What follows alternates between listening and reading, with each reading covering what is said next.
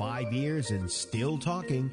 This is GabNet, the Great American Broadcast Network. Talk like you've never heard it before.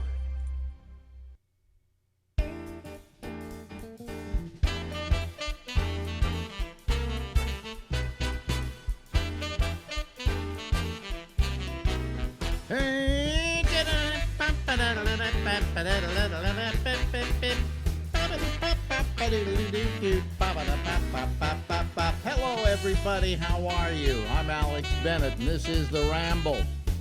Yes.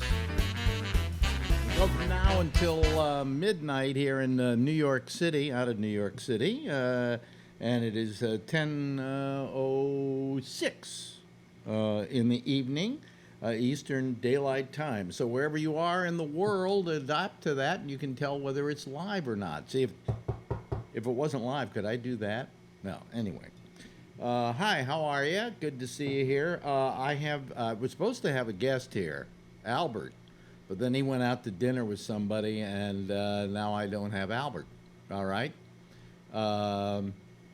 Wait, somebody wrote me and said, "Are you online tonight? I can't find you."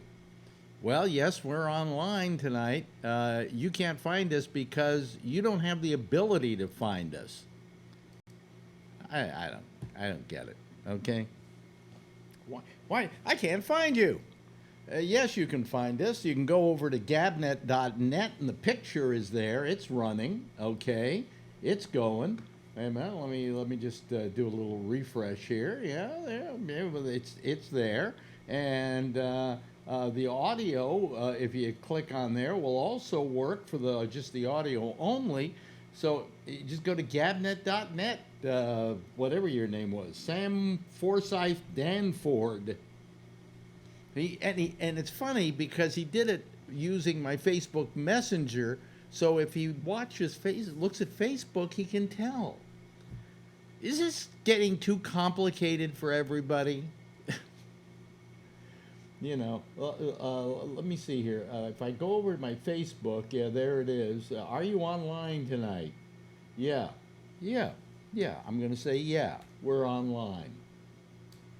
Okay, there we go. And you can come find us if you want to. It even has a link to GabNet, for crying out loud. You know? So, anyway. What do I have to do? What do I have to do to get people to understand what the fuck's going on? I don't understand what the fuck's going on. So anyway, I was supposed to have a guest tonight in Albert, but he might drop in while we're doing the show. But he's not here for the beginning of it, and neither is Marjorie, because Marjorie's just not doing the show anymore. She hasn't done it for 3 weeks now, and she really doesn't like doing it, so I'm not forcing her to do it any longer. If she wants to do it, she can come in and do it. All right? Okay. All right. She doesn't believe that you people like her, so why don't you go over to her Facebook page and tell her you miss her on the show, okay? And that way, it'll force her to feel that people want her presence here, at least on Friday nights. But anyway, hold on, I just lost a tissue. Can't lose a tissue, might have to blow my nose or clean my glasses, and if I don't have the tissue here, it's a problem. Anyway, I had the air conditioner going, and it's pretty loud, but you really don't hear it. That's the strange part. I listened to the audio from last night's show, and it's barely there. If you listen, it's in the background. And if I turn the mic up, you hear that? Then you can hear it. But under normal conditions, you can't. So, we're fine. We're fine. I don't have Marjorie, and I don't have Albert, so I've just got me. And, I might just go to the phones early rather than sit here and talk forever. But I did want to talk about something. I'll tell you today, I've been sick and tired of MSNBC, and I've told you the reason I'm sick of MSNBC is that they're shilling all the time. You know that they are one-sided. Now, I don't mind that. It's on my side, but I also don't like being pandered to, and that's what I feel MSNBC is doing to me. And, so I really was tired of it. And, I tune in and it's a whole hour, nothing but Trump bashing and so on. And that's fine. I can't stand Trump, and I bash Trump on this show. But, I have people who counter that. So I went over, and right next to it is the BBC America. And I started watching that. And I felt like I was just I was taking a cold shower. All of a sudden, I was cleansing myself of this of this whole thing that American news is doing lately, which is taking a side. You go over to Fox, and everything that Trump does is wonderful, and they're sucking his dick over there. And you go over to MSNBC, and they're flogging his dick. That's all American television news is. And it's not really, I want something, I don't know, unbiased. No news is unbiased because whoever's reporting it does have an opinion. But sometimes they are very careful not to make a big deal out of it and to kind of subvert their feelings when it comes to politics, all right? But not on MSNBC, not on Fox, not on CNN, certainly not there, and not on Newsmax and those other people because they're all right-wing. So I went over to the BBC, and I started watching the BBC. Now, it was good to watch the BBC today because I got a lot of information about what's going on in England, and one of the big things, as you know, is that Theresa May has is her name Theresa May? Yeah, it is, isn't it? Yeah. Has quit.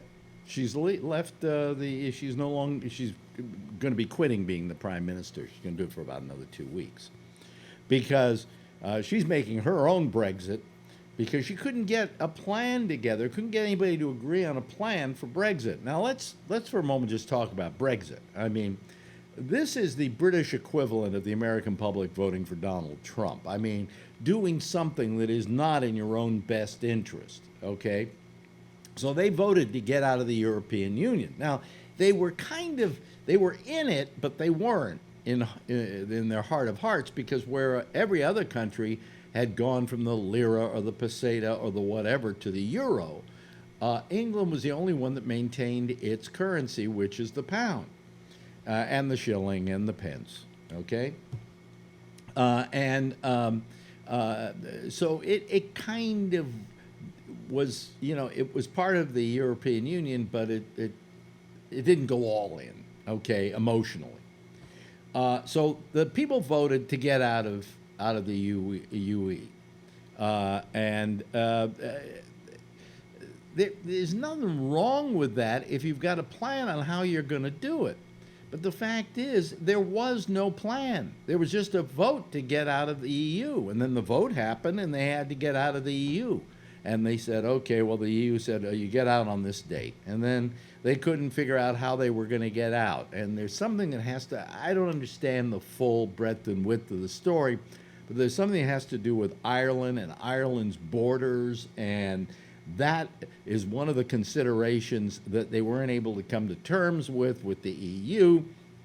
And so there was never, and the plan that they were presenting to the EU, they couldn't present because the people weren't voting for it. It was a clusterfuck. And it really is their equivalent of America voting for Donald Trump. In other words, it is, you let the public vote on something like that, and you'd like to think the public is wise, but most of the public doesn't even know what they're voting for, and they always vote in their worst best interest, and this was not in the best interest of the British people, and or at least if it was in the best interest of the British people and they wanted to get out of the EU, they should have had a little more concrete plan how they were going to get out before they got out. And then when they decided maybe this is a bad idea, and they said to the EU, well, could we maybe, if we want to come back in? The EU went, fuck you. No, you can't.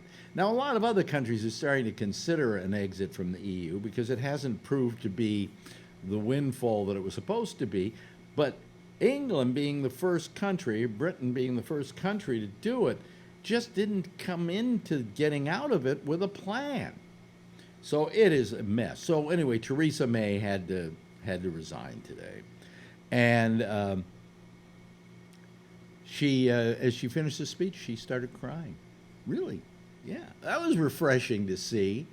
Somebody, I mean, who wasn't who was the guy we had back when, old orange face, who used to cry all the time. But basically, you never see politicians cry. And maybe that's what's great about having a female politician is she has that ability to show her emotions. But as she turned around to leave, she gulped, and you could see the emotion welling up in her. And it was really quite a moment. And, of course, the newspapers made a big deal out of this. The ones that don't like her made fun of it. The ones that did said how sad it was. And what I'm watching when I'm watching the BBC is now their whole take on this. And one thing that appeared to me as I was watching this is there was no bias in the reporting. In other words, they weren't bashing Theresa May, and they weren't bashing the people that might be taking over, like Boris, what's his name, who may be taking over from her. There was no bashing of people. And they, you know what they didn't have, and I was so happy about this. You know, when you go to these shows, what they do, whether it's Fox or whether it's MSNBC or whether it's CNN, they open up with a story, and then they have three people who sit around and discuss it. All right, and then they go to the next story, and they have another three people who sit around and discuss that, and then another story, and another three people who come in and discuss that. It says always these three people sitting around talking. I didn't see anybody joining in on this, except for external reporters who were reporting the story. It was the anchor, and he was telling the story, and then he was passing it off to the reporter, who then reported the story, and that was very refreshing, you know? It was just nice to see the news reported as news on a landmark news day for British television. Because, I mean, you know, Prime Minister doesn't resign every day, okay? Maybe every other day, but not every day. And so it was really quite a thing to watch, and I enjoyed every moment of it. And I felt so refreshed after watching it. And then all of a sudden I went back for some reason to MSNBC, and I wanted to puke, okay? Because there's Chuck Todd bashing Trump, and then this guy after him bashing Trump, and it was ridiculous. So that was the refreshing moment in my day, was the not having to put up with MSNBC or Fox or CNN. And might I suggest, if you really, you know, and they did have American stories. I mean, they had the story here about the abortion protests, okay? And that's getting to be a big deal because down in Mississippi, a federal court said that the law they passed, they can't pass. It's illegal. And so that was one thing that happened here. There is also, this is good, a federal judge has issued a temporary injunction blocking part of Trump's plan to build a wall along the U.S.-Mexico border. Remember, he said that he was declaring it an emergency, and this court said, you know, a lot of it can't be used for building the wall. I imagine there's some of it that can be used for building the wall, but really, you know, all they really need is wall maintenance. Okay, but. You know, there were American stories, but when they were reported dispassionately, you know. And then they did have a person come in who knew about the whole abortion situation in America. She was an American, and she described what was going on and the nuances of it. But it wasn't, you know, it was reporting, and that's what we need today. We need and I hate to say this because I know that Phil will call up and assail me for saying this, but we really need a New York Times on television because the New York Times, in spite of what you think, isn't biased. They report what they see, you know, and I think they've been, they've been especially nice, considering they're constantly assailed by Donald Trump. But we need a news outfit that, when I got to tell you, you had, I feel like I have to go to the bathroom now. Yeah, take a leak. Well, I'll do that when I get the people here. They'll let me go out and take a leak. Anyway, what was I going to say? Oh, yeah. No, and I don't know. I can't remember what I was going to say. But I just feel that that we need that kind of. Oh, I know what it was. When Ted Turner started CNN, the reason he started CNN? Because he was watching CBS one night and he saw Dan Rather tell a story, and then he smirked. And he said, boy, I'd like to really start a news organization where people don't smirk, where they report the stories and they don't give kind of a biased approach to it, And so he started CNN, and the prime rule was you never do things like smirk at a story. You never impose yourself upon the story. You report the story. The other thing was that because CNN was going to be an international organization, he didn't ever want stuff that was happening in the United States to be referred to as we. Okay? But report it as though it's just the country that did this today, and that country did this today. But he started CNN with the idea of being completely unbiased. Now, again, some people will say, well, CNN isn't unbiased any longer, but then again, Ted Turner isn't there any longer, and he isn't running it. But when it first started out, that news operation was really wonderful. And when he was bothered by CBS, he was bothered by a news operation which was called the Tiffany of the television networks. So he was unhappy with something which was maybe the best in the business at the moment, but he didn't like the fact that he saw Dan Rather smirk at a story. He just didn't feel that was proper or that was good or that was right. And, that was, So anyway, and the other thing that happens with our news here in America is, of course, these guys are, what happened is that in the old days, TV news wasn't expected to make money.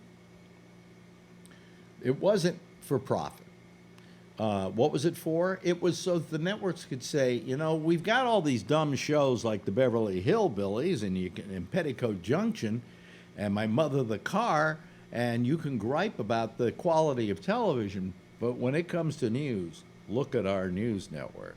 And they would point to this as a point of pride, and that they really weren't making a profit off of that. They were doing that because that's what they wanted to do for the American public. And so they weren't profit centers, but they are now. And news started making money, and now that it makes money, they've got to keep ginning stuff up to get audience numbers up. In other words, if they aren't ginning up the news, they're not hustling an audience. And that's really what we would like to see happen. You don't want them hustling for viewers.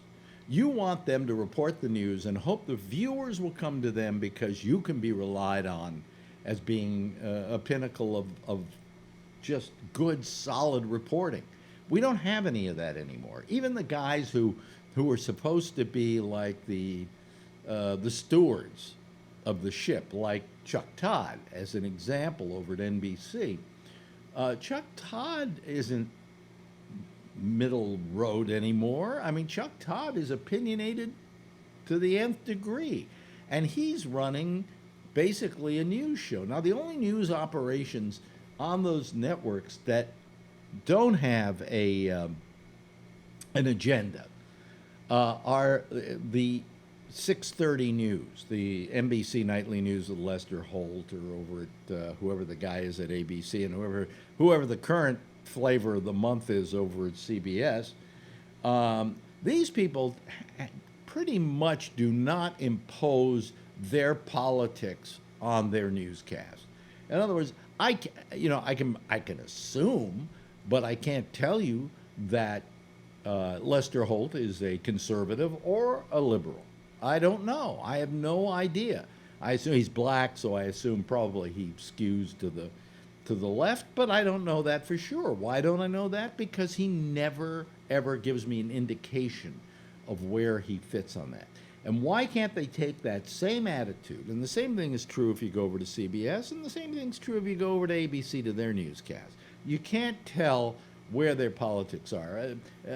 Walter Cronkite years ago used to say, I was so in the middle that people who didn't like me, some of them didn't like me because they thought I was conservative, and some of them didn't like me because they thought I was liberal.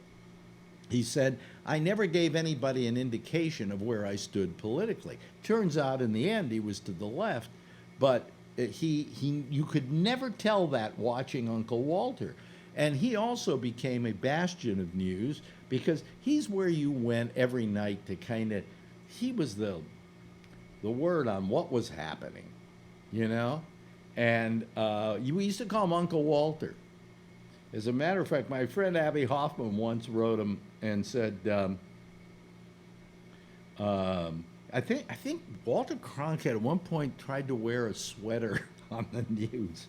And Abby wrote him and said, don't wear a sweater. You're Uncle Walter. You're the news guy, our news guy doesn't wear sweaters, So anyway, Walter Cronkite was they called him the most trusted man in America. And the reason he was the most trusted man in America is because there are only a few times he politically said something. He went to Vietnam and he saw how terrible it was, and he came back and he felt it was important to tell his audience how terrible it was and how misguided that war was, okay?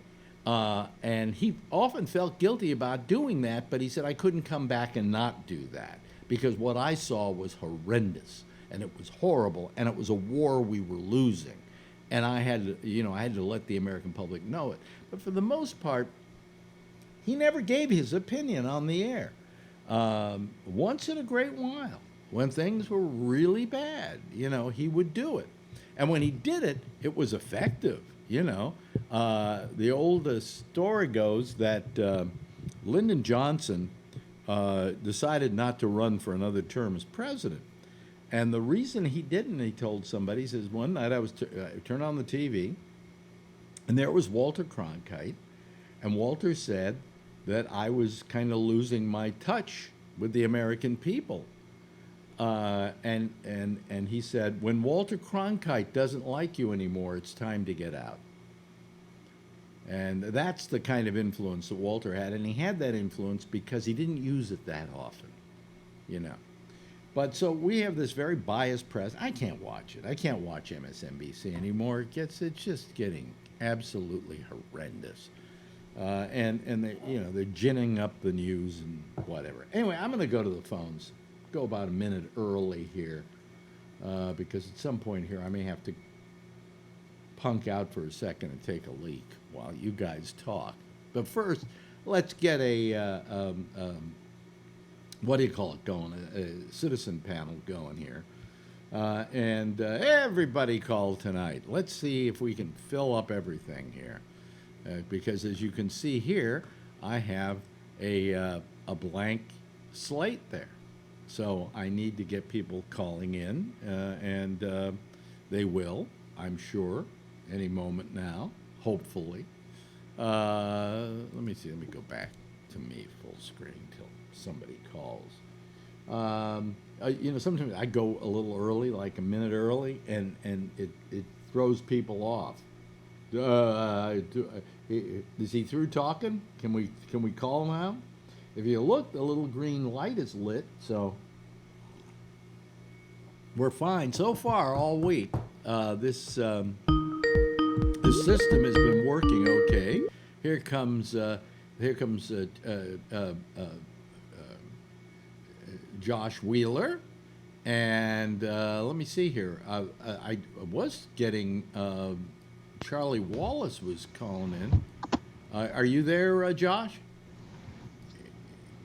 Show us your picture. Yeah, can you hear me? Yeah, show us your picture, Josh.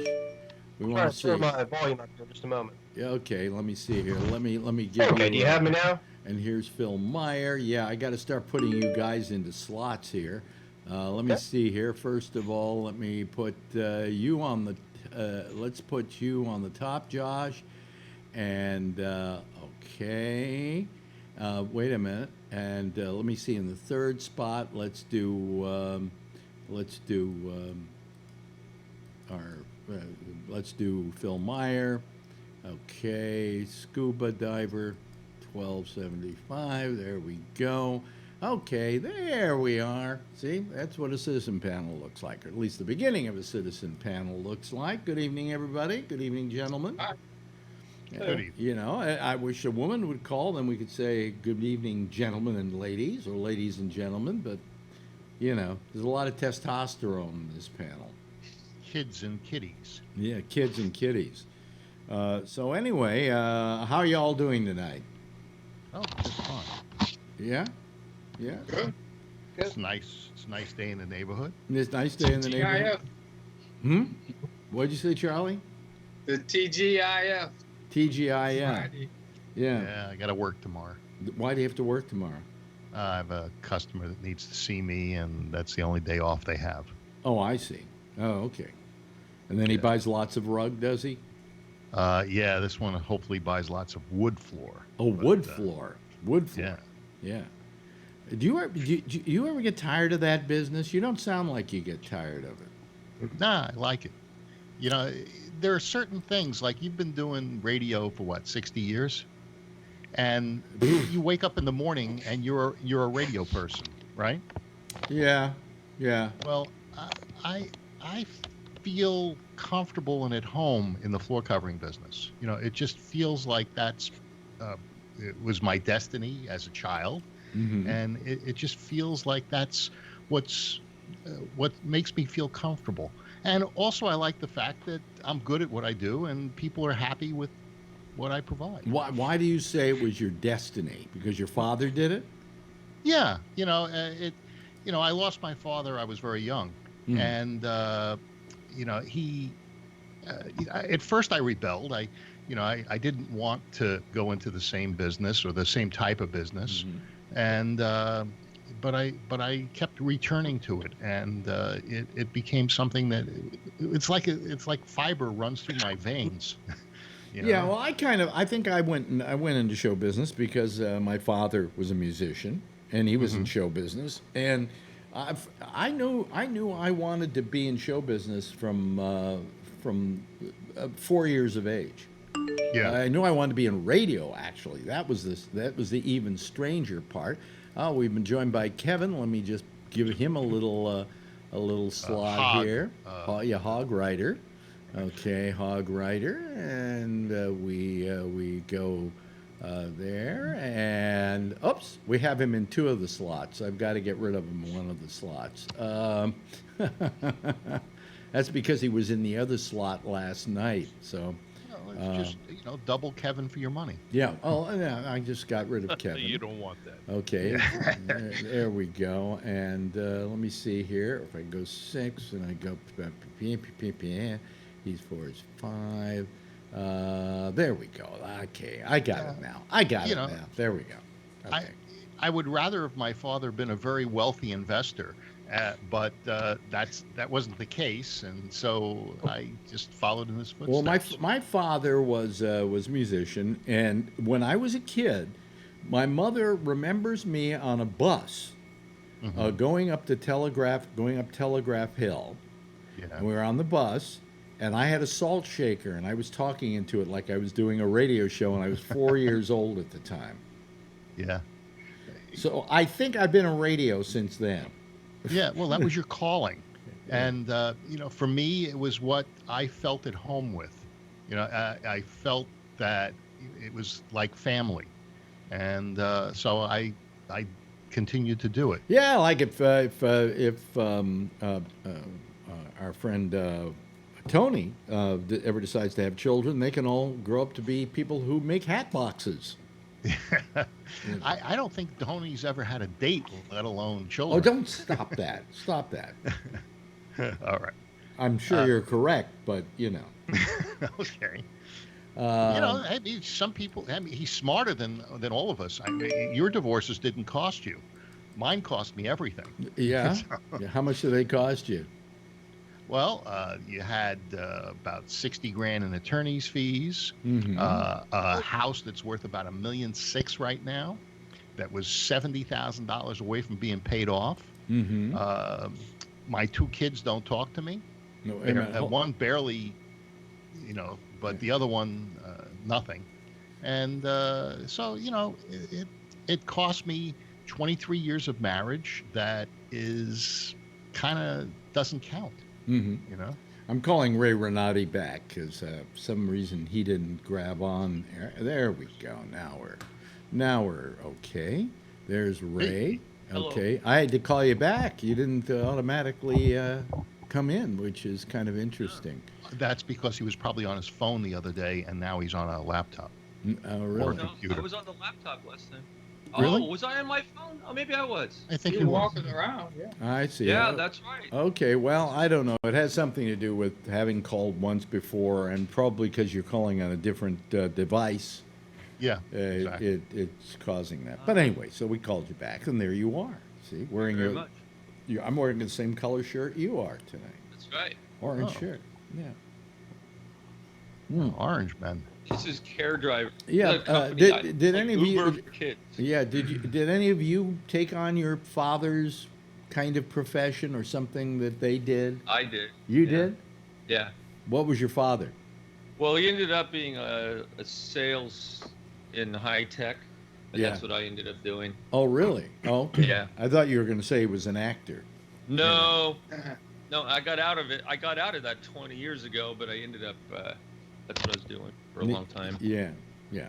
But why'd you get out of it? Because the bottom fell out of The it? company I was with got sold to E-Trade, and I was VP of sales, and I got pushed out of the company through a whole bunch of dirty tricks, and I was so sick of it, I just didn't want to go back. Yeah. And Yeah. and I just decided to do the acting. That was over 20 years ago. Okay. I was already doing that, but then that's all. Now, do you make your living as an actor? No, I don't make enough to make a living. My wife has her own business. Okay. All right. Yeah. You're kind of like me. You're a pimp. And Yeah, I mean, it's like if I'm working, I get paid like a minimum wage on the contract, in the Mhm. theater. yeah. And there's no SAG-AFTRA up here anymore. I'm in those unions, but there's nothing going on. Yeah. Yeah. So, yeah. You really, guys, you're not pimps. You're more like Mac Daddies. Well, yeah. Well, I mean, I don't know. I feel guilty that I'm not working. That I'm not bringing home an income. I mean, Especially after 60 too, or that's- 70 years. I mean, That's I why am go bringing drive, that's why I home. take pictures. I'm bringing home about $3,000 a month in Social Security and SAG-AFTRA pension. It's You not know. the money. It's the, it's the satisfaction of creating and doing something. Well, I don't think I don't do- think I I'll do- ever stop working. I do. I can't afford. Yeah, but to. I do this. This should satisfy me, shouldn't? Yeah, but for some reason, because you're not being paid, and that's a very important part, that you have to get the feedback of pay for the You know work something that you do. though? Today, if I worked at a radio station today, I would be paid so badly that it'd be like not getting paid at all. It would piss you sometimes off, yeah. sometimes it doesn't matter, but if you ever read Emerson's essays, there's one on compensation, and it really goes to the heart of why mankind has to work and be rewarded for their work. Yeah, yeah. Well, well, I'm rewarded just by the thrill this gives me every night. Yeah, just knowing I'm here to bust your chops. Just knowing that I can talk to you every night, Phil. Thank you. No, but I knew from a young age what I wanted to do. There was nothing else.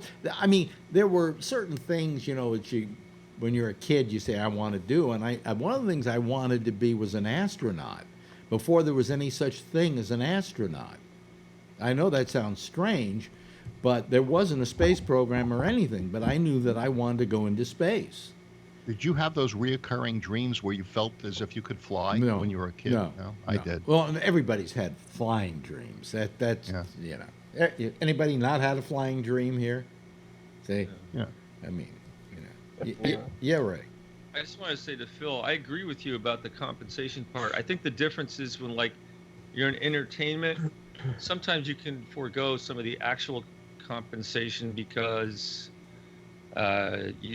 you're fulfilling some artistic need, and you're also, like, you know, you're getting immediate gratification from an audience. Or Would you whatever. get more gratification even if you were paid a small stipend for your work?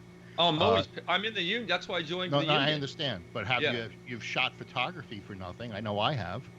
And Right, I did it with and you. when I get paid, No, but with you, Phil, and I hate to say this, but I almost with you, always get paid with though you, when I shoot. with I do you, headshots and photography is what launches. is called a hobby, and everybody should have hobbies.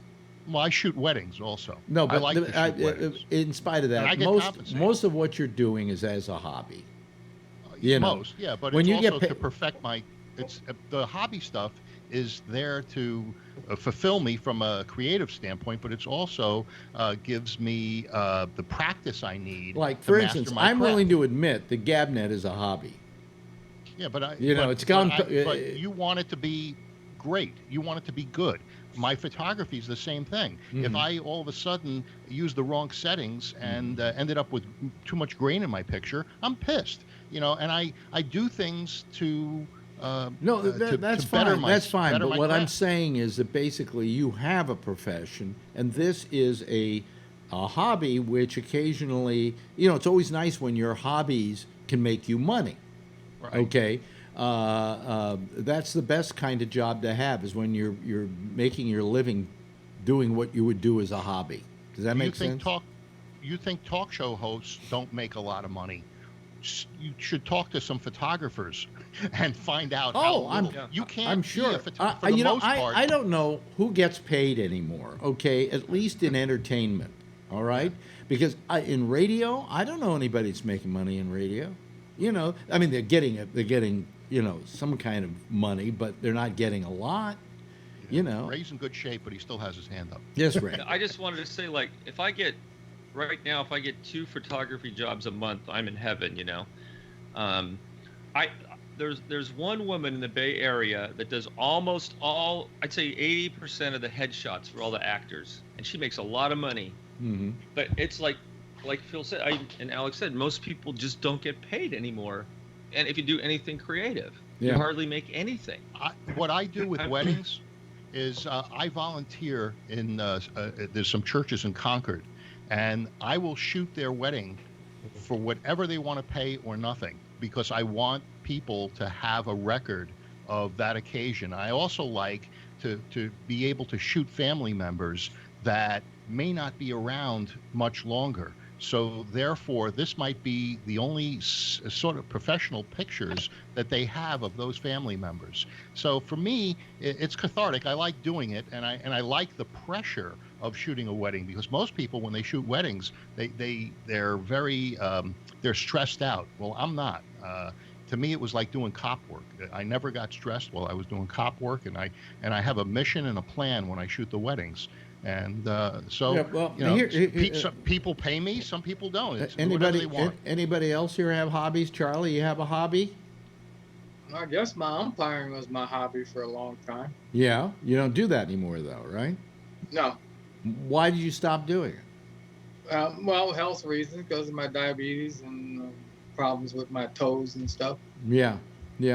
So, do you do anything as a hobby? Yeah, he talks to you. I'm bowling. I'm bowling every day now. Oh, bowling? Okay. You know, that qualifies. How about you, Kevin? You got a hobby? I'm trying to establish a hobby. I'm working on my truck. Mm-hmm. You know, Motorcycle. Yeah. Motorcycle. I'm kind of in between a bunch of stuff ever since I got laid off. You know, trying to do something. I just got onto an oversight committee, so I'll be doing that.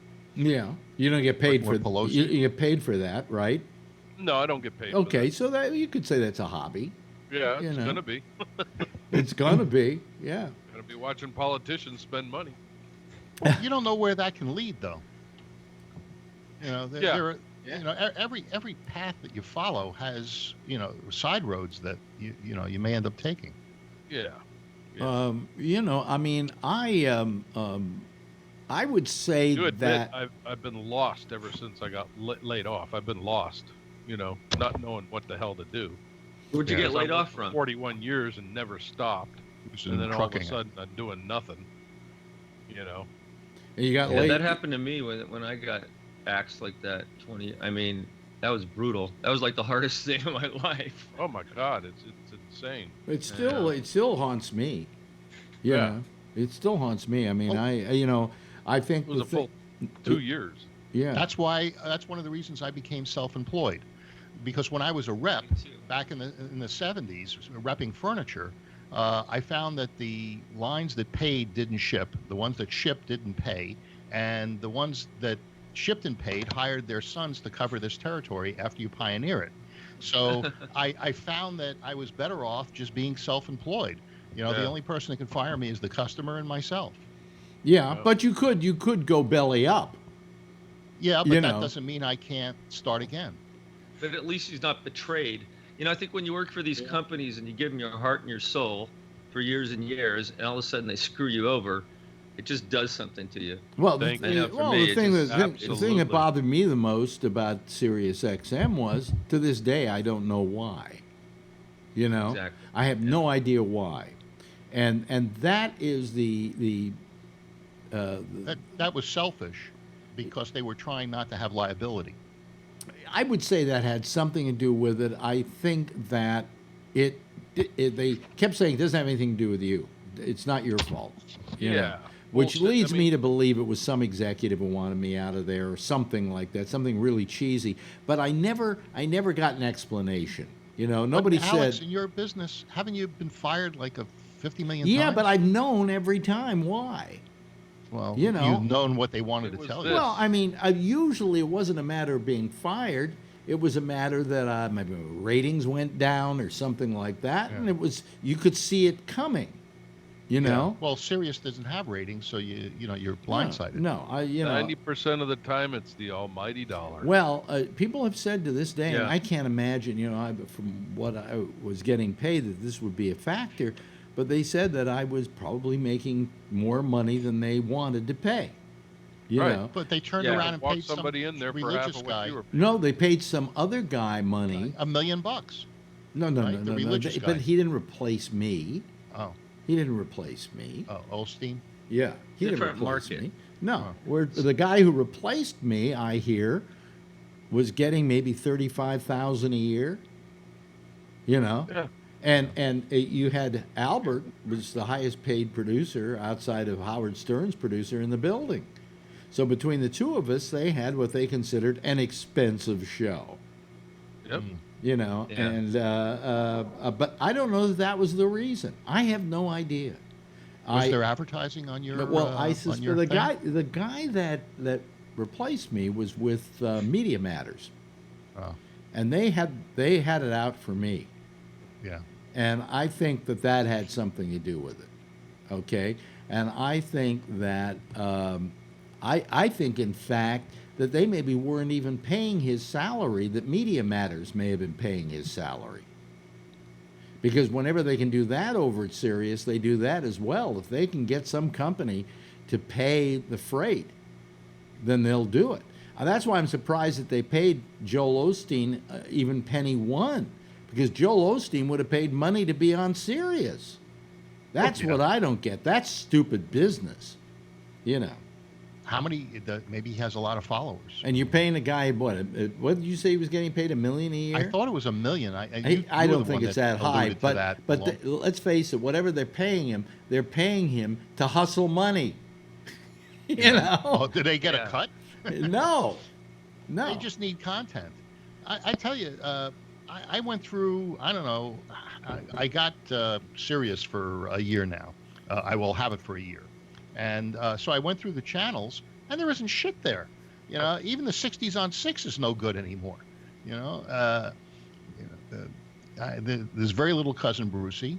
You want guy? wait a minute. There to me, even a little Cousin Brucey is too much Cousin Brucey. Yeah, well, it kind of reminds you when you were a kid, you know. But you know, he's turned into very old. I mean, even his voice. You've got your chops. He does not have his chops. Yeah, anymore. but it's amazing. It's amazing that his hairline started to recede terribly, and now mysteriously he's grown hair back. Yeah. Okay, which I think is just amazing. I just find that amazing to me. Hey, Alex, the same thing happened to me. My hairline went away. I was bald. Yeah. You know, I had Yep. the stuff wait a over minute. here. That's not who and I. now Wait a they minute. transplanted it and put it up there. I'm trying to get Tony in here, and I have a picture of Josh. Did you have a hair plant? I transplant, want Phil? Tony. There's Yeah. Tony. Okay. Ah. All righty. Dr. Rosinelli. All righty. Oh, Wait a minute, Tony. Where are you? Wait a minute. Hold on a second. I don't even know who Cousin Brucey is. Oh, Oh, in there New you York, are, There was a Tony. radio Oh, station, okay. AM station, There we called go. WABC There's 77. There's Tony. Yeah. And Cousin Brucey was one of the jocks from that station. Now, I was more loyal to WMCA, which is the station that Alex was on, Mm-hmm. Oh, and okay. and a number of their jocks. But their station went away musically before WABC. Yeah, and, we went. and we, WABC had the strongest signal. we went all talk. Yeah. Oh, this is That Bruce was Lord. that was another firing that was really devastating to me because the only reason they got rid of me supposedly was because they took on the Yankees, and I now was on it. When did I go on? I was on at a certain time where they felt the Yankees would be preempting me half the year. I don't know. I didn't listen to you on WMCA. Anyway, I went over to WPLJ, and I lasted Yeah. there for 5 years, which was longer than the 2 years that I lasted at WMCA. But I kind of looked, believe it or not, I looked at going to WPLJ as a step downward for me in this respect, is that I always took great pride in the fact, everybody used to say to me when I was on WMCA, why don't you go to WBAI, or why don't you go to some FM station? Because FM BAI doesn't pay. Because FM was the big thing happening at that time. It was coming up, you know. And if you were hip, you were on FM. And I was doing the same kind of hip show, but I was doing it on AM. And I said, I like doing it on AM because I would rather take what I'm doing where it's needed than where it already is. You know what I'm saying?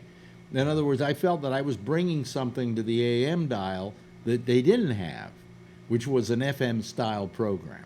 Did they pay the jocks at WBAI? I know they didn't. Oh pay no, the not greasy WBAI. volunteers. That was Pacifica Foundation, and that was Yeah, I was a nonprofit. volunteer there. Yeah, but what I'm saying is that you know I was happy, you know, doing what being on an AM station because I said there I'm doing something significant. If I go to the FM station, it's going to be too goddamn easy for me, you know.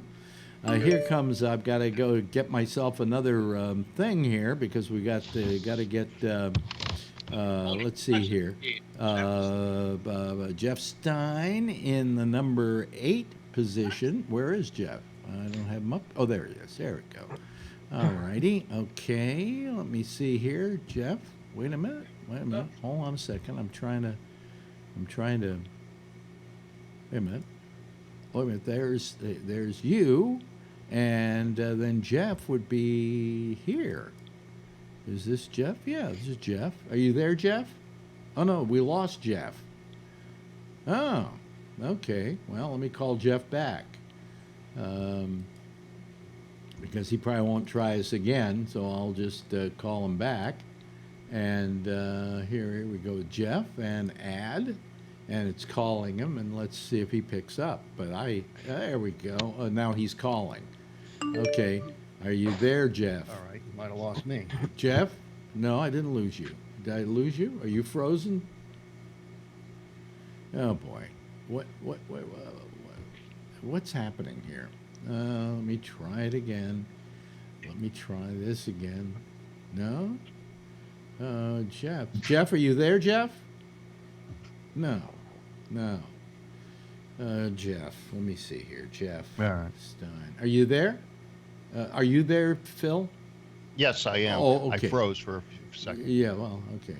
Whatever. Jeff Stein. Yeah. Oh, I don't know why Jeff didn't pick up, but I'll try him again. Where's Stein Zeller? I don't have it. Oh, let me see here. Well, I don't see Jeff Stein on my list. That's interesting. Oh, well. Jeff, try calling again, and we'll try and put you in here, Anyway, I don't want to take up too much time with that, but Jeff, give us a call. I don't know why.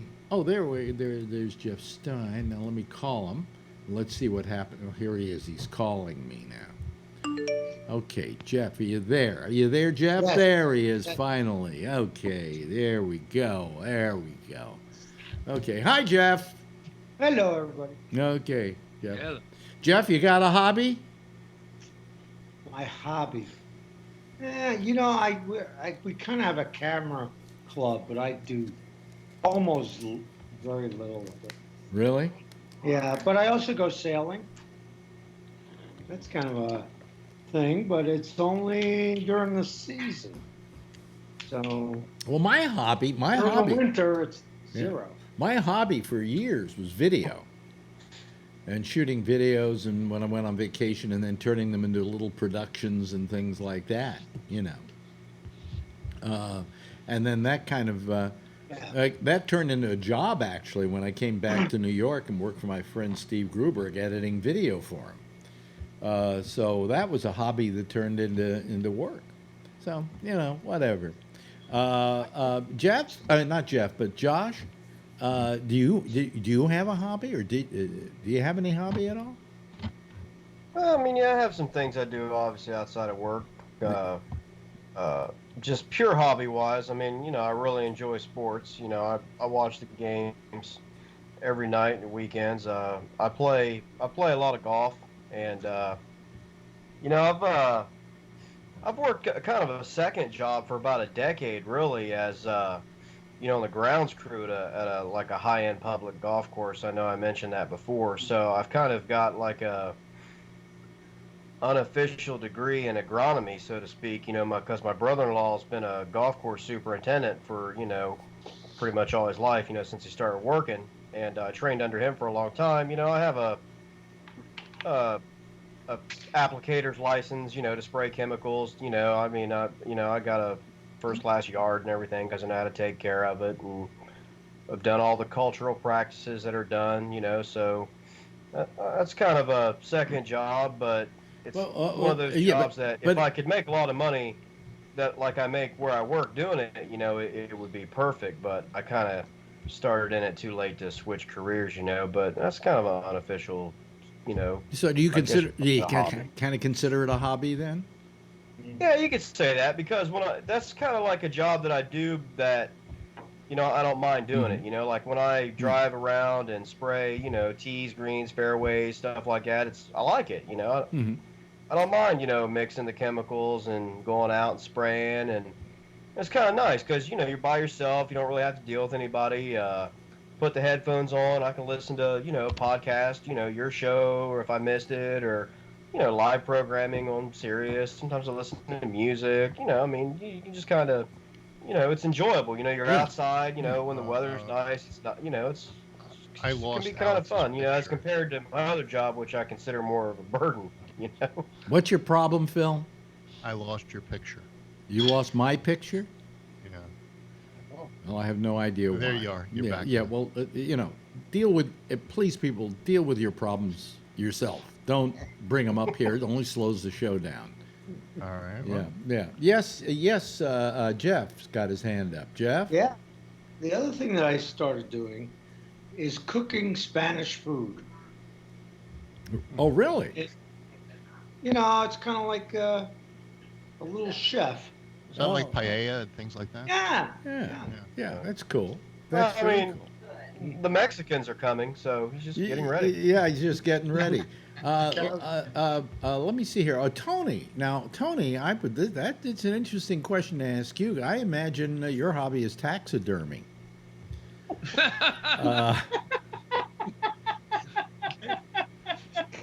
you still do that to mothers? I actually just put the cream on. Huh? You what? God, that sounds horrible. Yeah. Wait a minute. Hold on a second. Tell me about this, Tony. You just put the cream on? Oh, God. I swear to God. You know what it is? She can't see because she's legally blind. Thank God, because it's going to work in my favor. I don't mean it in a bad sense. But so all of a sudden she's beginning like she's scratchy. So she got like a rash. So the dermatologist gave her like a cream. So I had to take the socks off and do the feet like it's Mary Magdalene.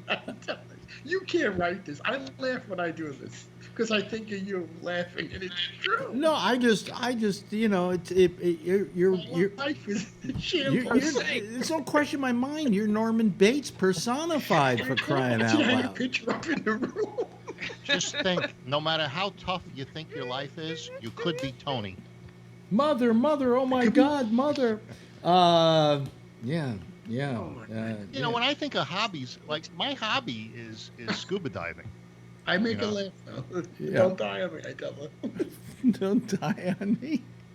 Please, I didn't even get a check yet. Yeah. I'm gonna stop. And please don't die while I'm putting on the cream. It's time for your cream. Do you know what she says? Can you take the whites down? I says, Mom, there's nothing in the basket yet. We got full balloons. My sister's like, oh, you can't even make it up. Okay. I laugh. Do you know I laugh to myself sometimes? Really? You can stop that now, Phil, because I don't want to play too much of it. That Oh, was what? me. That was me. Who was it? Oh, it was you. Okay. Don't play too much of it, otherwise, you know, they'll flag I me. turned it off. You know. My sister called me up and she makes fun. She says, "What is she got you doing now?" I says, "Tomorrow's whites." Tomorrow's whites. Oh boy. Oh my God, it's a comedy here. Yeah. Yeah. But it's all right though. At least I can laugh about it. Yeah. Well, you know. Then I'll jump out the window. They let you out of the basement. Back up. Tony, Is that, You know, I would ask Tony. I would ask Tony a very, how could I call it, indelicate question about how would you feel when your mother died. But the answer I suppose I would get is I'd feel out of work. You're right. You think I collect unemployment? She better last 32 weeks. Was it hard to get the blood out of the curtains? Nothing happened. What happened? She hears me laughing. Hold on a second. I can't even talk. You know, I'm just amazed that they let him out of the basement. Oh man, that's amazing, isn't it? Oh jeez almighty. Let me see here. That's awesome. That's Tony. Let me see. I gotta get Tony a little spot here. Hold on just a moment, folks, while I get Tony in. Let me see here. Darth Pat. There he is. She heard me laughing. I'll watch the movie. You can't have any of that. Yeah. Tomorrow's oatmeal. Anyway, we've been joined by Patrick. Hello, Patrick. Hi. Now, here's what I want to know from you. Yeah. Your hobby. My what? Hobby. My hobby is collecting Star Wars. Oh, really? Okay. Oh, yeah. Now, you've never shown us any of your Star Wars collection. It's on my Facebook page. Yeah, Facebook. That's mine on Facebook. I have an album, so. What would you say is the most precious Star Wars item you own? Most precious or most valuable? Both. Most valuable is a coin that I have. It goes for around $1,500. And then I would say the most precious is probably my Boba Fett action figure I had when I was a kid. Okay. So that has some emotional value to it. Yeah. Yeah. Wow, you've been a Star Wars fan ever since you were a kid. Oh, yeah. Yeah. Yep. I was born in 75. The movie came out in 77. I didn't start playing with anything maybe till '79, before The Empire Strikes Back came out in 1980. But yeah, so I'd say about 4 or 5 years old I started playing, and I'm a fan ever since. So. Wow. What is it that attracted you to Star Wars? You know, how did you identify? The whole space thing. It was action, adventure. And I mean, I was into King Kong and Godzilla and all of those when I was a kid, and this was just another thing. And neither of my parents, or I can't think of any family member that liked Star Trek. So I probably would have gotten hooked on that if it had been on the television. Yeah. That was never the case. So when I assumed the trailers on television for The Empire Strikes Back, it got me, as well as I'm sure it would influence some kids at school as to how cool this was, so. It's amazing. You're 20 some odd years younger than me, but the things I played with were like bicycles, I like cars, and I had a Sandy Andy, which was this little machine. You cranked it, and it picked up sand, took it to the top of the conveyor belt, and then dumped it so you could pick it up again. Yeah. And then I had a Mr. Machine. Mr. Machine was this little black robot that actually worked with batteries, and that was pretty cool. But the things that I played with were not television oriented. You know what I played with? Something I won. I went to a show, a Hopalong Cassidy thing. Oh. Remember Hopalong Cassidy? Oh, yeah. William Boyd. And I won a 2-gun holster set. Mm. Yeah. So I was walking around with my holster with the 2 guns in it. Imagine me, huh? I was with the NRA before you were. I was the only one that did Lionel trains, huh? Oh, I had Lionel trains. I always wanted a train set, but somehow my parents never got around to getting me one. My father got one because it fell off the back of a truck in the Bronx. Well, I had kids. I had kids in my neighborhood because I was raised in North Beach, which was an Italian neighborhood. Okay. And I was, what am I trying to say here? I was with these kids, or they were all Catholic in the neighborhood, and so Christmas time they all have the Christmas tree and everything, and going around the Christmas tree was the train set. Yeah, we had one like that. And some of them were elaborate, and some of them weren't. My grandmother had one, Alex. My mother's mother. I remember that. But all I knew is the maintenance on them was difficult because all of a sudden they'd stop working and somebody had to go figure out where the track had separated from the thing, all of that. But I could see how. Yes, Ray. Where'd you go to high school in San Francisco? Me? Yeah. I went to Drake Marin. I went to Drake High School in Marin. Oh, okay. Yeah. So Francis Drake High School. Oh yes, I remember. Yeah, you said that before. Yeah. Near Kentfield, I think. It's still there. Yeah. I know. They didn't tear it down and build some new school to replace it. So I mean, I was there. I went there. I was the second class at Sir Francis Drake in 1957. I graduated, so I started going there in like '56. I thought you were a pretty first class kind of guy. The first class to graduate was '56.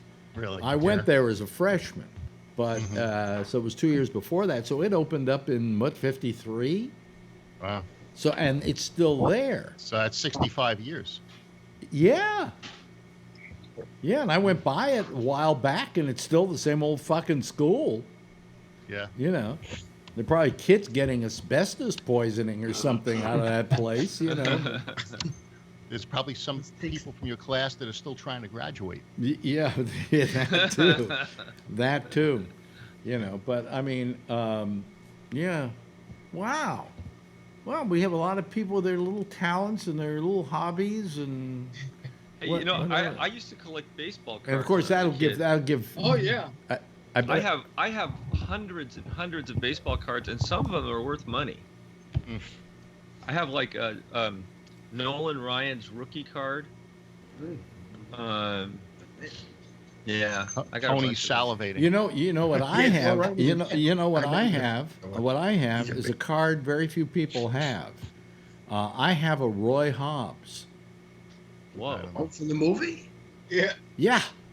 That was a good movie. No, but this was one of in the movie. There's a scene where they're showing him getting popular in whatever, in some magazines or whatever, and then they're rolling off on a press some Roy Hobbs baseball cards, and I got one of those.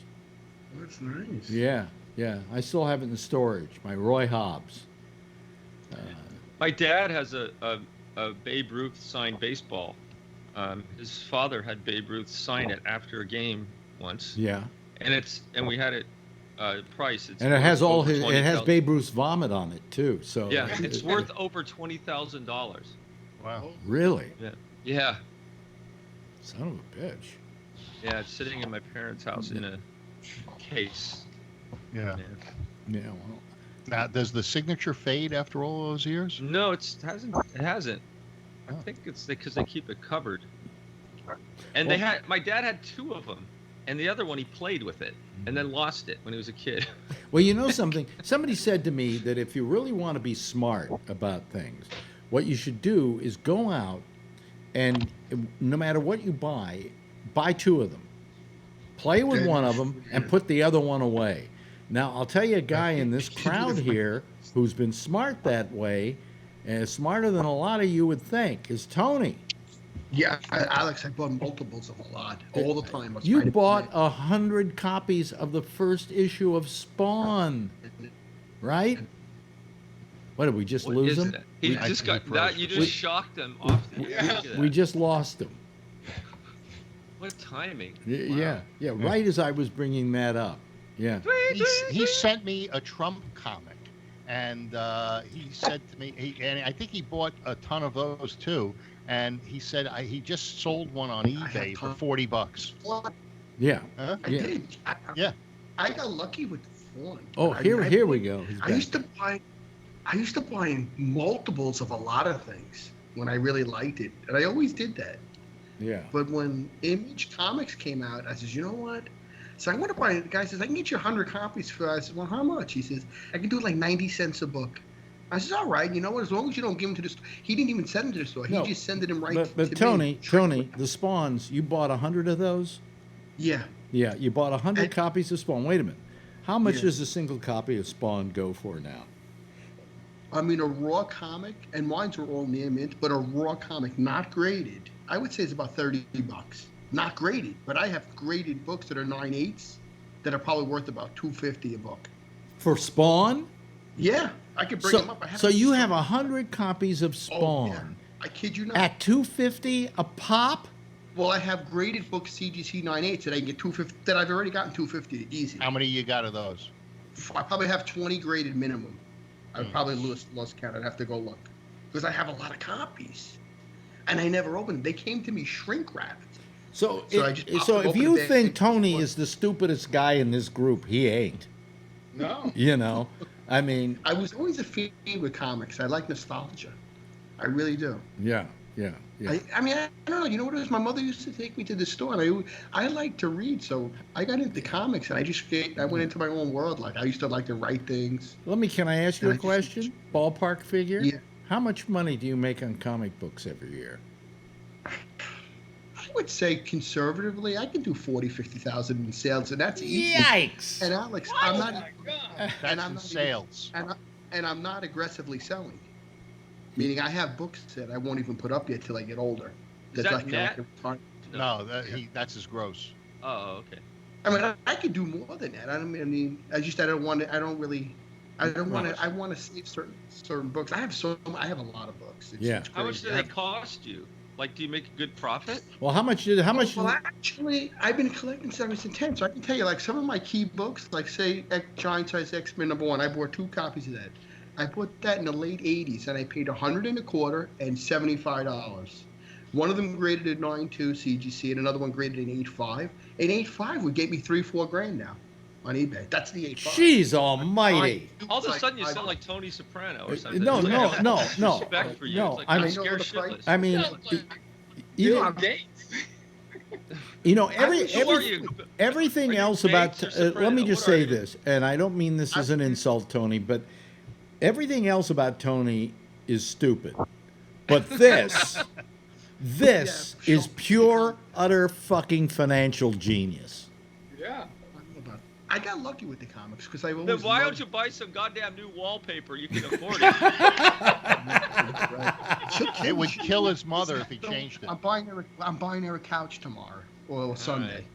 Better put some She can't see fucking the bars wallpaper on those anyway. windows. She's very thick-headed. Me and my brother, we buy like we got the TV, you know, but she's very thick-headed with the furniture. It's like just to have the bathroom done, we had to rip her hair. I said, Mom, we're gonna do the fucking bathroom. I got the guy doing the bricks now the weekend. Me and my brother, because we're keeping everything up.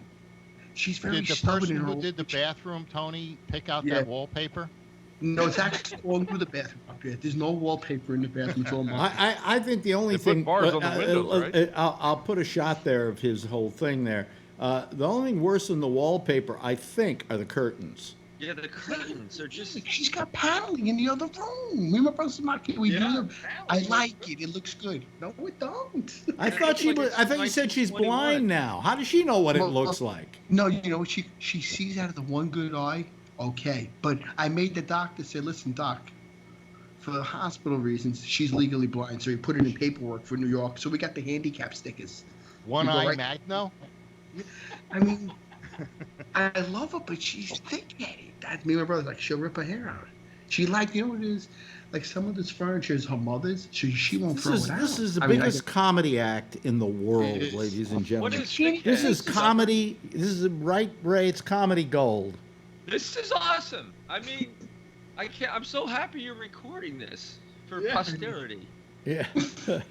And, I mean, the best Just thing is play- when you went from like Tony Soprano on the comic books back to Norman Bates and then back Hey, to some. yeah, Threaten to play it for his mother unless Tony gives you comics.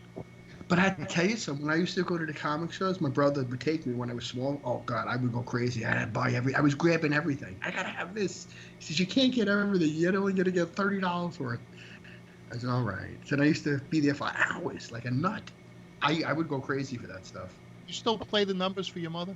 Yeah, I actually played 613 tonight. That's her old license, but I wonder if it came out. But it hasn't come out all year. And then she has dreams and numbers now.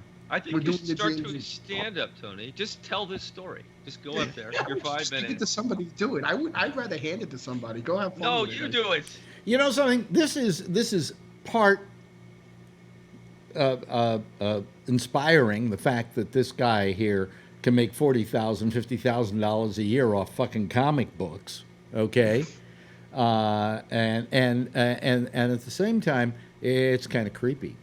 You know, You missed the falling, Alex. it's like it's comedy and creepy. What were you saying, Phil? If you saw my comics, you'd go, "Oh my God, he's crazy!" I got so much. Oh, stuff. look, I know Shecky. You've seen Shecky's place. You know what a collector he I'm the is. same as him. Yeah. It's like him with films as me with comics. Yeah. What did you say, Phil? You missed your calling. You know, instead of radio, you should have gone in the comic books. Yeah. You know Yeah. what I was going to ask you, Alex? Did you ever make minimum wage in your life? I was always, you don't mind me asking that. Like, did you ever have a low-paying Oh, job? yeah. I Yeah, worked. Gabnet. The worst job I ever had was with a florist. This is true. I you know, because when you're a kid, everybody says, "Oh, you got to get a job, get a weekend job." You know, my parents and the idea of working I hated the idea of working. I don't like it either. And my You're right. my feeling is I've never worked a day in my life almost, because I went into radio and I've never felt like I was working. All right, plain and simple, right? So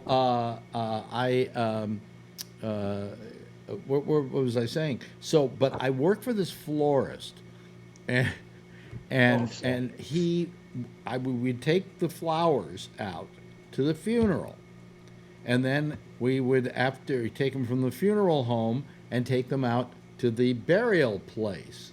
Okay? So we did that. And then, you know what the next part of the job was? Take them to the wedding? No. Go back, get the flowers, then they put them in water, spruced them up a little bit, and sold them off to a wedding. Right. I felt like I was a fucking grave robber. Oh my God. Those tombstones. The other job that I had that was minimum wage, Tony, was working for the Chinese Food Express. This was a place on 4th Street in San Rafael where people would call up and say, okay, I want some wontons and I want this and I want that. I like Chinese food. And then the guys who ran the place would give me the little bag. They'd have it stapled with the little tab on it, you know, of who's going to. And then we would drive out and deliver the Chinese food. Of course, what we carried with us was our own staple gun. And we would open it up and take a couple of wontons out of it, and then Wasn't clip there it up a again. Seinfeld thing where somebody? It was Larry David. Yeah. Larry David said somebody was stealing his shrimp on the delivery. Well, they probably were. And the thing was, we didn't need to eat the wonton because the Chinese Food Express fed us anything we wanted at the Chinese Food Express. But there was just something about stealing the food before we gave it to a customer that made us feel good. Because the job was so low paying. How's the food? It's pretty good. Yeah. I mean, we were using our own cars. It was our own gas money, but in those days, gas was like 19 cents a gallon. Oh, my God. Yeah. I love You know, you. I saw a Facebook post. Somebody posted in like Death Valley or somewhere that gas was $9.49 a gallon for high test. Yeah. Well, what would happen back in the day, and Almost $10. what would happen back in the day, and this was pretty good, okay, was that you'd have like two gas stations, one on one corner, one on the other corner. You know this, Jeff. You know where I'm going with this. And they would, and the companies that they were associated with, Standard in one case, and Richfield was another we had out there.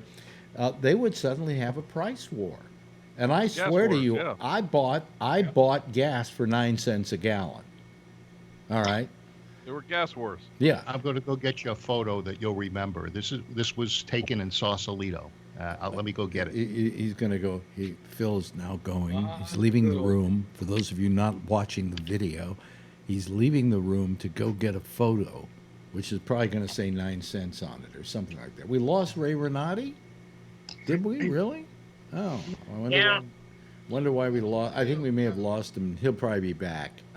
I'll save his space. Okay. Let me see here. Let's say 8. There we go. And he is number 1, 2, 3, 4, 5, I think. Okay. Mohawk, yep. There he is. Okay. Do you remember Mohawk gasoline? Hmm? There was one on Bridgeway in Sausalito that had been defunct for about 25, 30 years. Okay, And, wait a minute. this was the hold on a sticker. second. Let me go full screen on this so people can see this. He looks like an Indian. Mohawk. Yeah, Yes, Mohawk. I remember Mohawk gasoline. Yep. Yeah, I took a picture of the sticker on the pump, and I have another one that I took the inside of the pump, and I developed these myself in my own darkroom, and printed them. Yeah, But, yeah. Mohawk. It was a definite brand. I don't think it was a subsidiary of anybody, was it? I don't think so either. Huh? But yeah, Mohawk gasoline. Now that was a California thing. I was gonna say, I don't remember that in Chicago. Yeah, no, it was California. What were some of the brands back in the days? It was Richfield was a big one. Phillips, Esso. Sinclair. My dad was Standard Esso. Oil for over 40 years. Yeah, your dad was a Chevron, right? Standard Oil, then Oh, it turned Standard, into yeah. Chevron, yeah. Wow. They're out of Richmond. Yeah. Yeah, That was where the Rockefeller. big plant was. Still is. That was Rockefeller, right? But, yeah. Standard Well, Oil. we had Standard Oil in California. We didn't have Esso, and we didn't have Exxon or anything like that. But we had Esso stood for Standard Oil. Yeah. Mhm. Yeah, they all had their little affiliates in there. Yeah, it wasn't ES. It wasn't SO. It was ESSO. Yeah. And it's for Standard Oil. And out in the West Coast, it was Standard Oil. It wasn't Standard Oil in New Jersey. It was Standard Oil. So I Yeah. really don't know. So anyway, well, so we're talking about old gas, folks. We all got a lot of it. All got a lot of it, right? Yeah, absolutely. Let me see here. Was there anything? So we got Theresa May. Did you see her crying? I felt so bad for her. Oh, she's got to leave work on the 7th of June. Huh? Yeah. She's resigning as of the June 7th. Yeah, that's Yeah, but she said she was going to hang till October or something, didn't she? No, I think that Boris guy is going to take over. It's going to be somebody else from the Conservative Party. There's not going to be an election. Well, they're just replacing, who they already had. There we go. Well, Ray's back again, or should be back again. Or well, she got elected right after they passed Brexit. Do I have to call him? Wait a minute. Hold on a second. I'm trying to figure out if I have to call Ray. Okay, let me call Ray Renati and get him back here. Anyway, there's Ray. Okay, I can now put him back on. There we go. Of course, we figured you probably crashed. Is what happened. Yeah. But you're back. Okay, that's good. Anyway,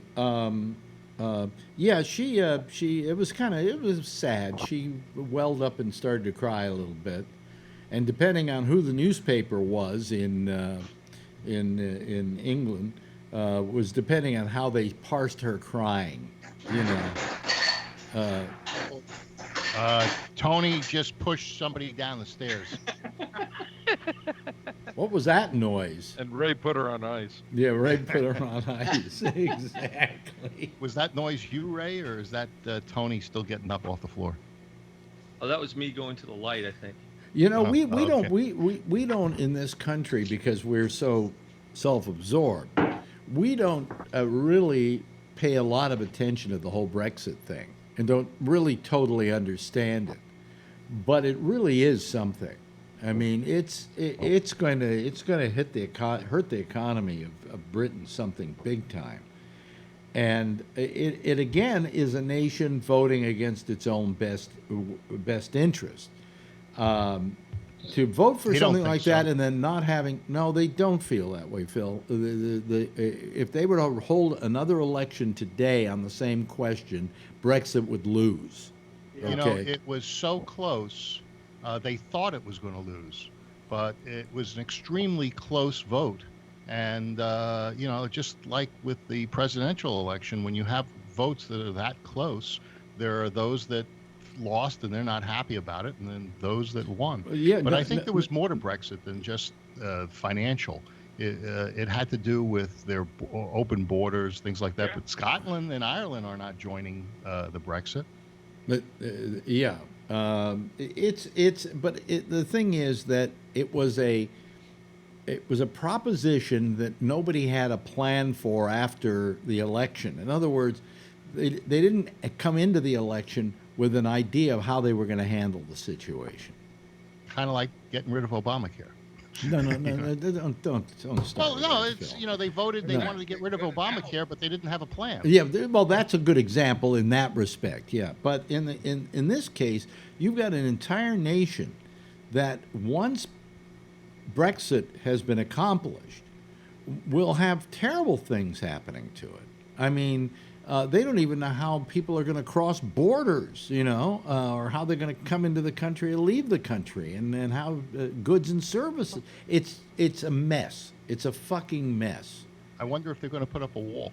No, they don't need between one. Scotland and no, they don't. Ireland. They don't. Regular Ireland. Yeah. But it was kind of sad to watch today, and it's not like she didn't try, yeah. She didn't try until it was too late. Yeah.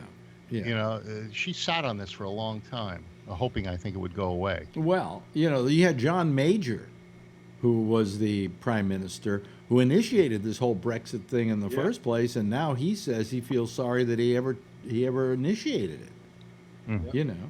I mean, it's pretty terrible what's happened with Brexit, you know. And then the other piece of news is that our great negotiator probably hasn't negotiated anything with North Korea because North Korea is saying "fuck you," basically. I think the Chinese are going to get involved in that one. Well, you don't know that. The point is that they say that they feel that the United States wanted too much, and that there wasn't a spirit of negotiation there. So, you know, and then who was it? The spokesperson in North Korea called Joe Biden stupid and dumb. I mean, he's taking a book out of the Trump playbook because first time I've seen them be right. No, because they called him a dictator. He called them a dictator, and so they said, "Well, he's just stupid and he's a." I can't remember what I wish I had the story here immediately. I'd read it to you, but it was pretty funny. But anyway, it looks like we have no deal with. He said. What they said was the whole thing fell apart in Hanoi, is where it fell apart. He walked out. Trump walked out, said we don't have a deal. Yeah, yeah, so it's not good. It's not good.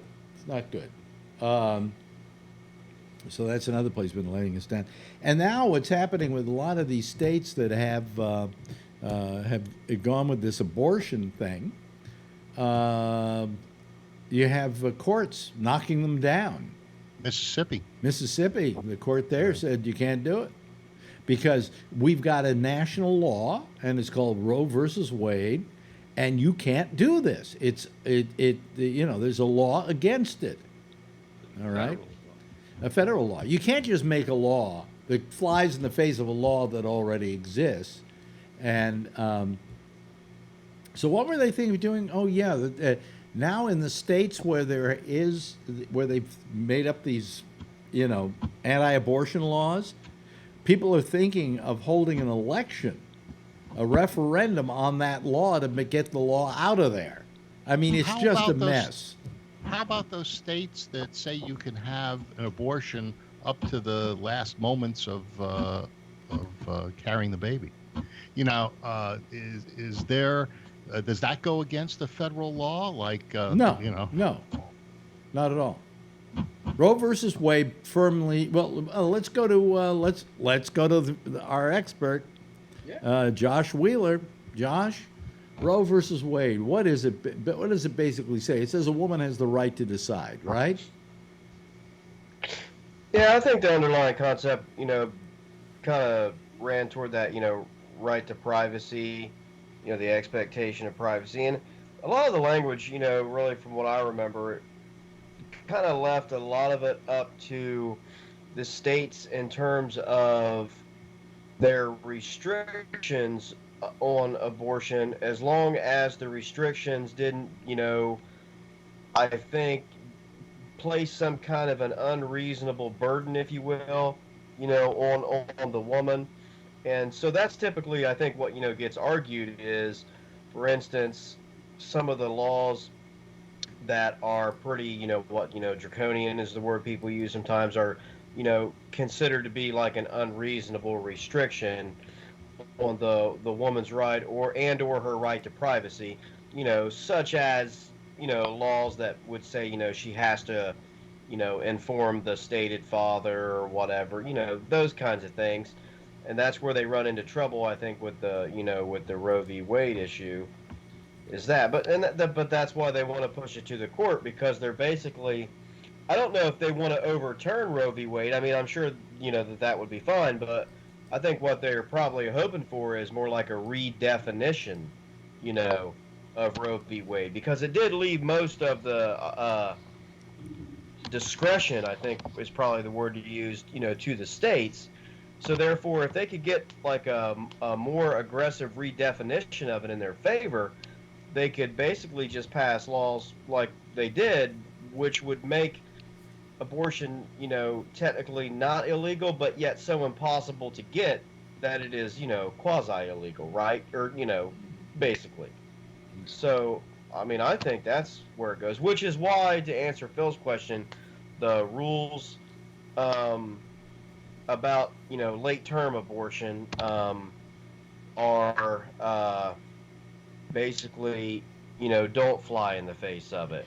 And I mean, and no offense to him, but I'm just saying, at times he makes it sound like the woman can be there on the table about to have the baby, and the doctor's down there, and the legs are up in the air, and she can just be like, oh, no, fuck it, I changed my mind. And he'll pull the baby out and fucking stab it with a fork, and they throw it in the That's what trash they're can. saying So about New let's get York real. and Well, Virginia. that's what they're saying about New York, but I don't think it's exactly how the New York law Right. is.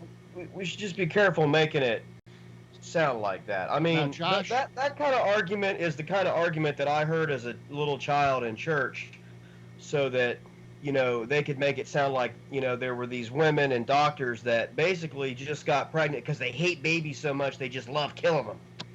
Like, I'm gonna have another baby so we can bash its fucking head in as soon as I have it. And I think the I New changed York, my fucking mind. I'm not sure exactly what the New York law states, but I do believe it is not as permissive as you make it, Phil. What you're doing is you're simply relying on the talking points from that side. The fact is, you got to rely on something. The fact is, I think a lot of it has to do with if there's the health of the mother, any number of things, that the decision can be made up to birth, but it's not likely. All right, Yeah, and they were also saying if the baby, if they try to abort it and it came out live, that they could still kill it. No, that absolutely has not. Never been the case. Well, this is what the talking heads No, are that saying. no, that's what Then your why? talking heads are saying. That's not Oh. what the Why? law is. Yeah. Hey, I wanted to ask Josh a question because I can't remember this anymore. It's memory. Is it that the states can't pass a law that's more restrictive than the federal, or is it that the federal can't enforce a law when the state is more restrictive? Well, with any law, the states cannot pass. States can't have legislation that basically takes from you a federally guaranteed right.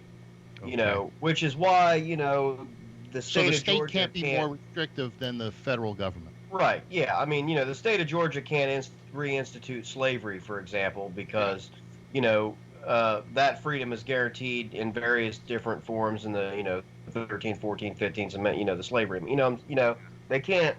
They can't do anything like that. If it's guaranteed to you by the federal government, abortion or lots of other rights, no state And can Roe take that versus away. Wade guaranteed you the right to an abortion, Yes. to make a decision, as a woman, to make a decision for yourself. Yeah, So how within does certain that affect- parameters. Yeah. How did that? Not that I'm going down this path, but how did that affect the Second Amendment? Because the Second Amendment is a federal right. Well, you can't use a gun in an abortion.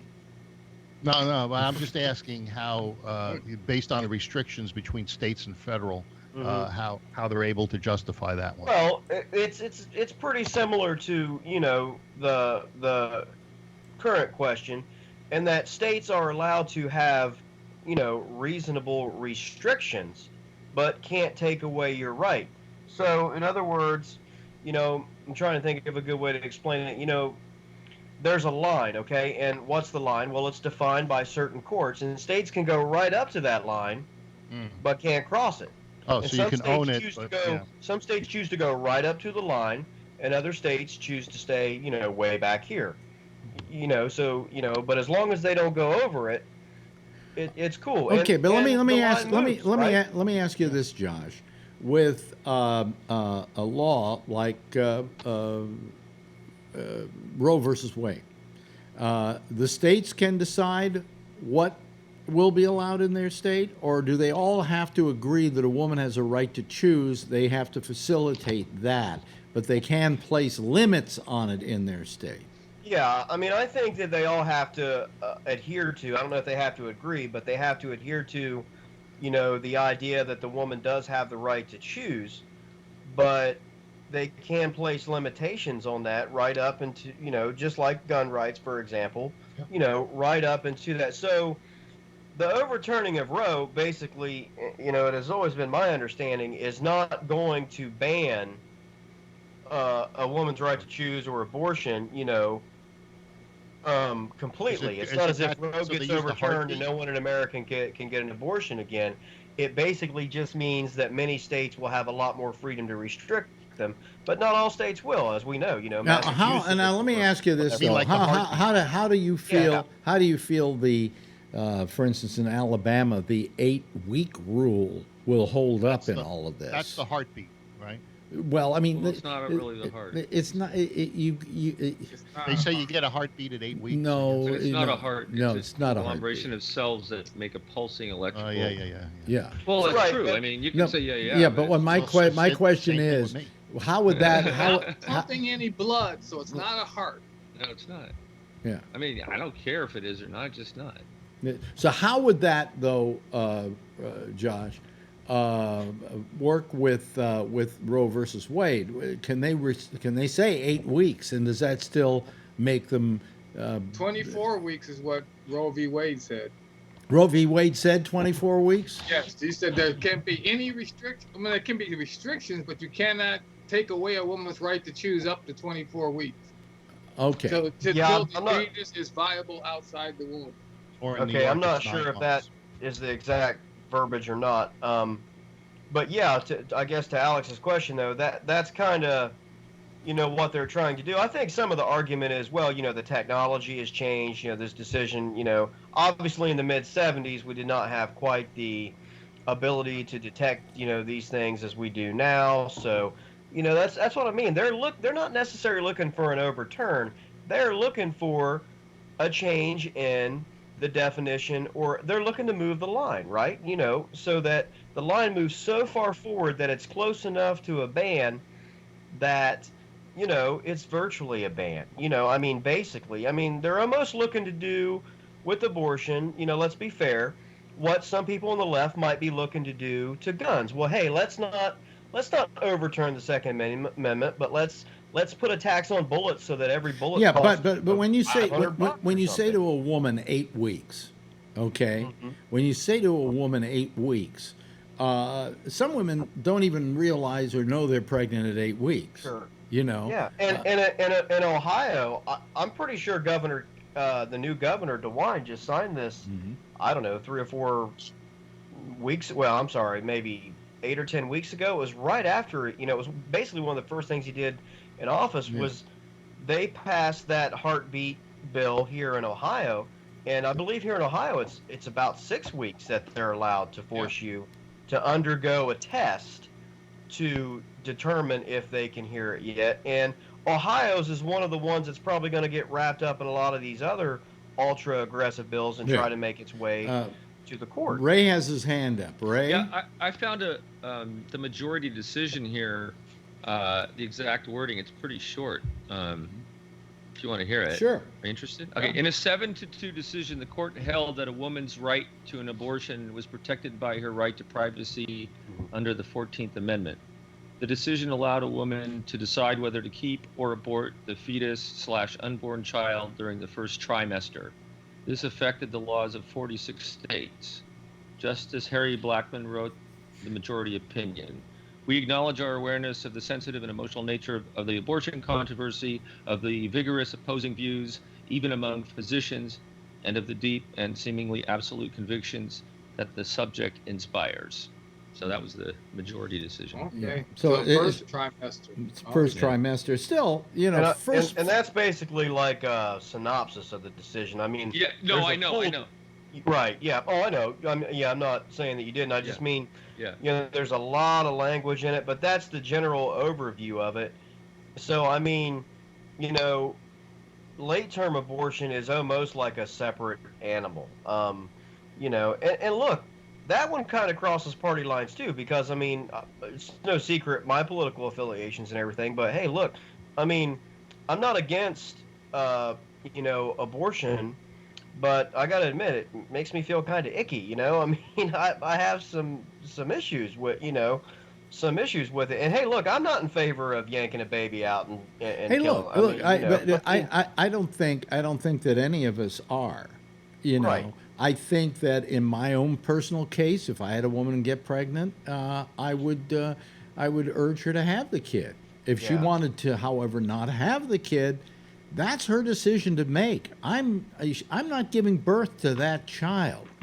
I think as the father, the potential father, I should have some kind of communication in the matter, but I don't think that that the ultimate decision is mine. But in my case, I would not want it to happen. I would not be happy if it did. But nevertheless, that doesn't mean that I'm going to deny somebody else to make that decision for themselves. Just like I wouldn't deny the woman I was involved with not to make the decision. You know what I'm saying? Yeah, and it's just important to remember that we can't put people, or ideas, in boxes. I mean, if you put me in a box, the liberal box or whatever, but like I said, I have some issues with, abortion, especially late term, middle to late term. I mean, that just gives me, that's a creepy thing to me.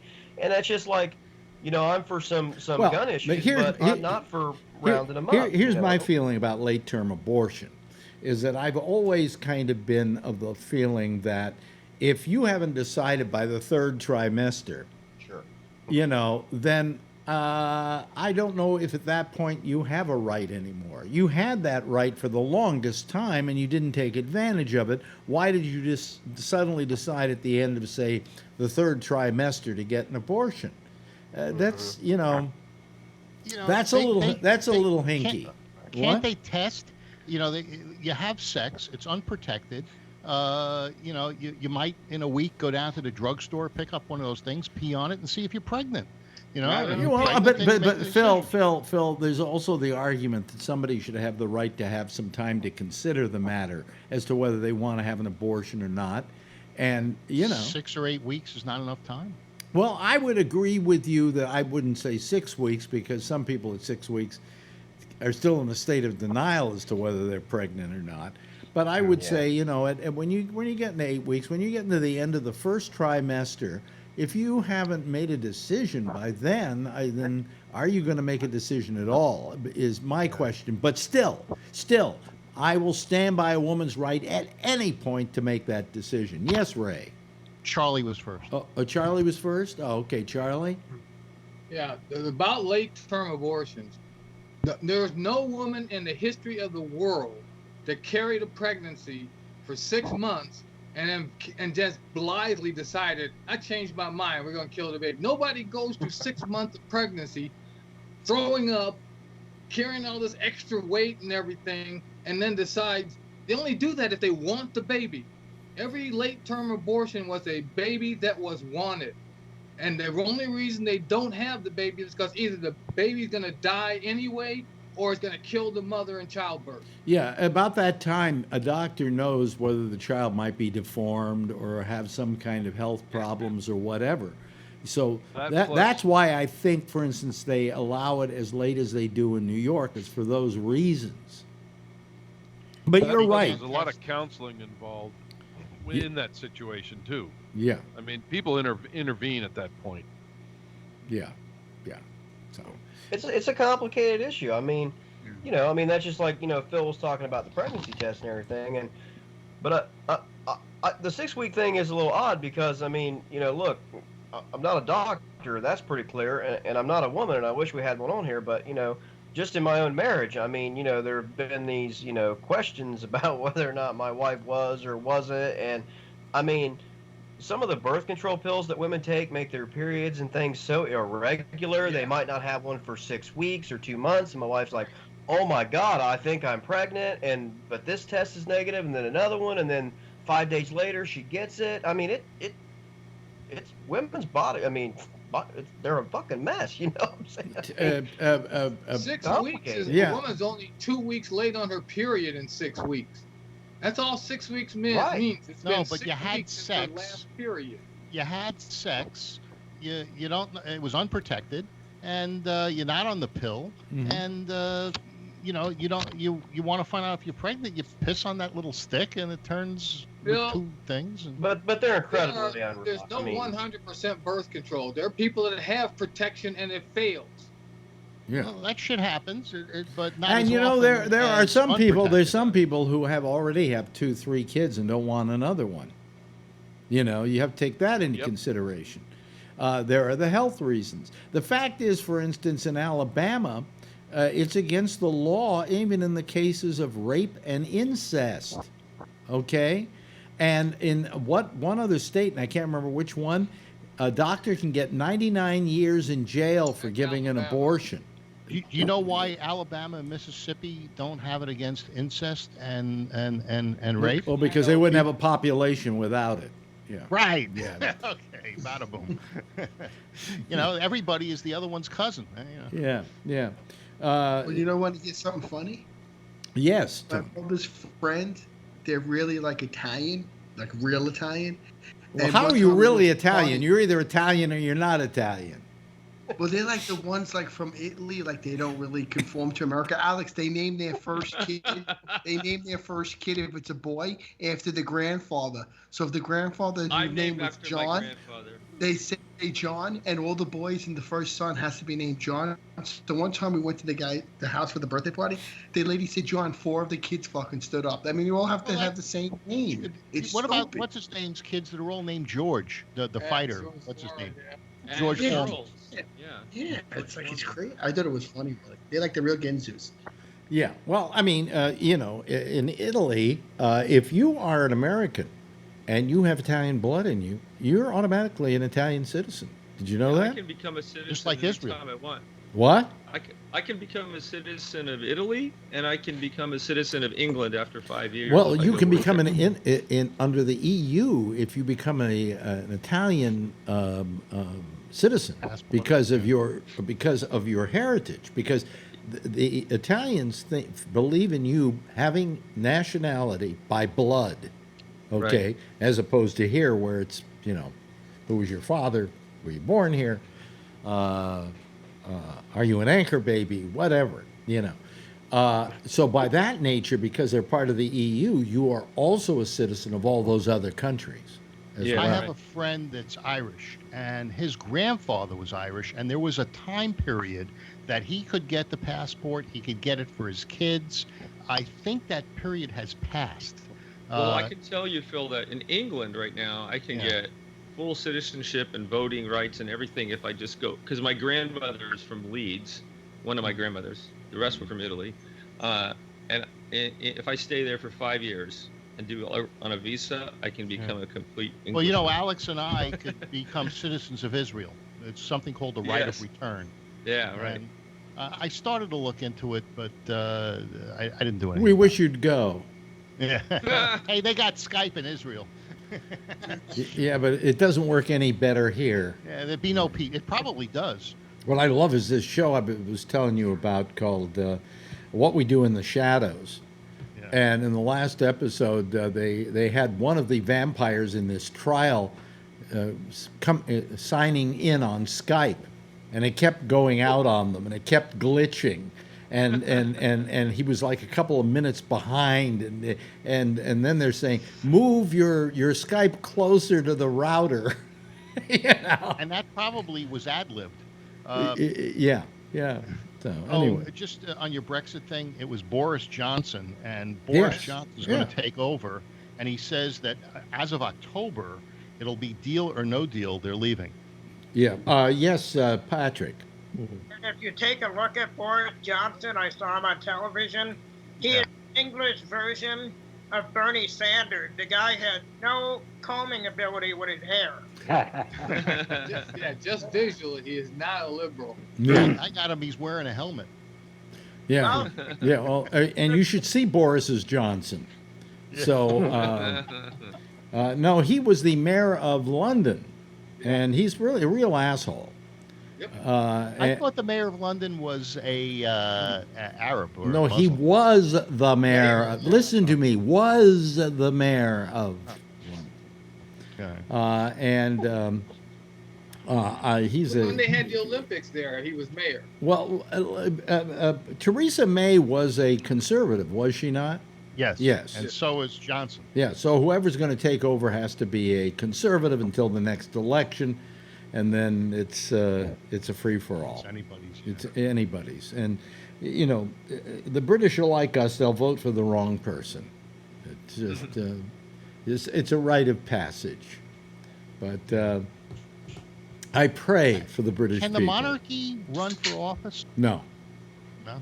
No, they don't need to. They own the fucking place. I know, but Yeah. they may say, "Hey, look, we've been around for 2,000 years, or 1,000 years, and you guys are fucking the dog here, and so we're gonna run and take over." Well, they are. The prime minister has a meeting once a week, usually with the Queen, and she gives her opinion on what she thinks about things. But they don't enter into the body politic of the country at all. They don't put their 2 cents worth in as to who they want to see win or whatever. That they're just happy to have all the property they own. Yeah.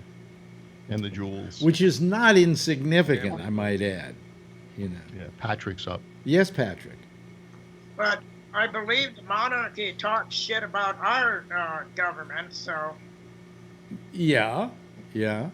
Our president's going to have lunch with the Queen.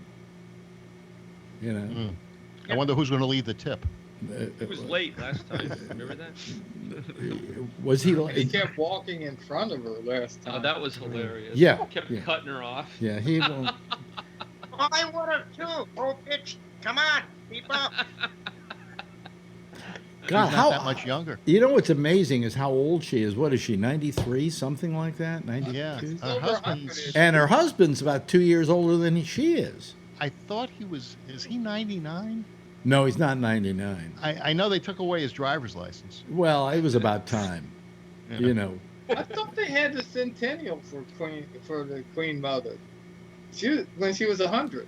No.